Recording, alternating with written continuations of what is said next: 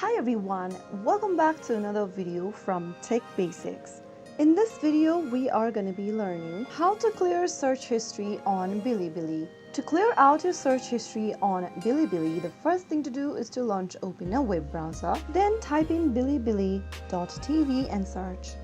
Make sure to log into your account as well, and once you're inside, click on the Recent tab at the top right corner. This will then bring up all of the contents that you've watched. In order to clear out the search history, simply go to the bottom of the content preview and then click on the three dots. Now select Delete, and that way you will be able to clear your search history on BiliBili. You will need to simply click on the content and delete it individually in order to clear out your search history.